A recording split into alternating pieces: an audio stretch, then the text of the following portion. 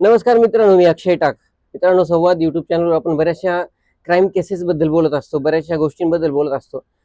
धायरीमध्ये DSK विश्वमध्ये आपला studio आहे आणि तिथलीच एक स्टोरी, आज तिथलीच एक गोष्ट, तिथली एक भयानक घटना माझ्या समोर आली. या घटनेला म्हणजे ह्या घटनेबद्दल मी कसं बोलू, ह्या स्टोरी तरी कसं म्हणू, असं मला प्रश्न पडलाय. माझ्या मित्रांनी फोन करून सांगितलं, त्यांच्या घरी येणारी एक 4 वर्षाची चिमुकली जी DSK विश्वमध्ये राहते, ती नरसापूरला तिच्या आजीकडे राहायला गेली होती. 65 वर्षाच्या एका माणसाने तिच्यावर रेप केला. मित्रांनो, कशी घटना आहे, या घटनेबद्दल बोलावं तरी कसं. त्या पोरीला मारलं आणि ते तिच्यावर अत्याचार करून तिला मारलं आणि नंतर तिचं प्रेत ठेसून काढलं दगडाने आणि तिला तिला एका गाईच्या गोठ्यामध्ये शेणाच्या खाली लपवलं. मित्रांनो, हे एखाद्या नॉर्मल खुनापेक्षा पण हा गुन्हा खूप मोठा आहे. अशा माणसाला आपल्याकडे फाशी का नाही होत? छत्रपती शिवाजी महाराजांचं हे राज्य आहे, हे ठिकाण आहे. आणि अशा ठिकाणी अशा घटना कशा होऊ शकतात? त्या घटनेबद्दल आपण बोलायचं तरी कसं? त्या घटनेबद्दल बोलता सुद्धा येत नाहीये धड आपल्याला. आणि हे लोक असं कसे करतात? आणि त्यांना शिक्षा काय होते? त्या 65 वर्षाच्या नराधमाला आधी सुद्धा शिक्षा झाली होती. त्यांना आधी अटक केलं होतं. त्यांनी 16 वर्षाच्या मुलीचा रेप केला होता त्याच्यावर आणि तो तो बेलवरती बाहेर होता. त्याच्यावरती केस सुरू होते असं सांगितलं जात आहे. मग अशा माणसाला तेव्हा शिक्षा झाली असती तर त्याची मुलीचे प्राण नसते का वाचले? 4 वर्षाची मुलगी केवढी असते तुम्ही इमॅजिन करा ना. तुमचा स्वतःचा 4 वर्षाचा फोटो बघा. हे नराधम आहेत ना, हे गुन्हेगार नाही आहेत. हे खूप खूप विचित्र लोक आहेत. याला गुन्हा तरी कसं म्हणता येईल? याला विकृती म्हणावं लागेल. एखाद्याचा खून केला, एखाद्या माणसाचा राग आला, कोणी एखाद्याचा खून केला, ती गोष्ट वेगळी आहे. पण ही विकृती कसली आहे? ते CCTV फुटेज बघितलं, छोटीशी मुलगी चालली पुढे, तो त्याच्या मागे मागे जातोय. दिवसा ढवळे हा प्रकार आपल्या महाराष्ट्रामध्ये घडतोय आणि आपण कसं सहन करायचं? आपण सहन कसे करू शकतो? आपण शंड झालोय का? जर नाही शिक्षा देणं होत ना त्या माणसाला लोकांच्या ताब्यात देऊन टाका त्या माणसाला.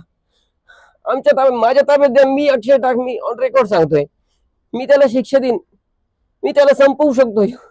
एवढी ताकद आहे माझ्यात. मग आपला कायदा का कसं नाही काही करू शकत? त्याला त्याला जामीन कशी मिळू शकते? ही विकृती आहे. असे लोक समाजामध्ये नकोय. आपल्या समाजात असा समाज अपेक्षित नाहीये. छत्रपती शिवाजी महाराजांचा हा समाज आहे. डॉक्टर बाबासाहेब आंबेडकरांची काय शिकवण आहे? हे देश कोणाचा आहे? आपल्या संत परंपरा काय सांगते आपल्याला? असे लोक या समाजात नकोय. त्यांना तात्काळ गोळी घातली पाहिजे. त्यांना तात्काळ संपवलं पाहिजे. या समाजात त्यांना नाही ठेवायचं.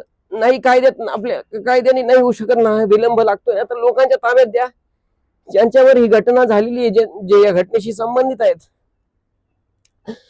त्याच्या ताब्यात द्या त्या लोकांना.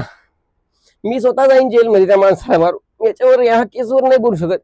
याच्यावर आपण बोलू सुद्धा शकत नाही. इतकी भयानक स्टोरी आहे. ही मुलगी शूटिंग घेते, ही काय अवस्था झाली आहे बघा तुम्ही. 4 वर्षाची मुलीला काय कळतो? जास्त नाही बोलू शकत मित्रांनो, पण ही गोष्ट खूप मनाला लागून गेलेली आहे. याच्यावरती काहीतरी झालं पाहिजे. आणि हे प्रकरण थंड होऊ देऊ नका. हे प्रकरण थंड होऊ देऊ नका. जोपर्यंत त्या माणसाला फाशी नाही होत किंवा त्या माणसाला दगडाने ठेचून नाही मारलं जात ना, हे प्रकरण थंड करू नका. हे मी तुम्हाला आव्हान करतो. याच्यापेक्षा जास्त मी नाही बोलू शकत याविषयी. बंद करा. मी आता जातो त्यांच्याकडे. गुरुजी आहेत ते. तर सगळे आमचे DSK वासी तिथे जमा होत आहेत त्यांच्या घराजवळ. भास्करा बिल्डिंग मध्येच आहे ते. आपण जिथे भेळ खातो ना, ती वाली बिल्डिंग, त्याच्यातलं C मधलं आहे ते. तर सगळे चालले. आता माझ्या मित्राचा फोन आला की ये तिथे खाली म्हणून. मी जातोय आता तिथून आम्ही जाऊ इथे अभिरुची पोलीस चौकीत. पण काय फायदा नाही ना, मला तर निरर्थक वाटतंय. ती मुलगी तर गेली बिच. माझ्याकडे फोटो होता त्या मुलीचा, माहिती आहे का? माझ्या मांडीवर बसली आहे ती, पूर्ण आंबा लागला तिच्या तोंडाला, आणि मी असा सेल्फी काढला होता. पूर्ण तोंड रंगलेलं तिचं.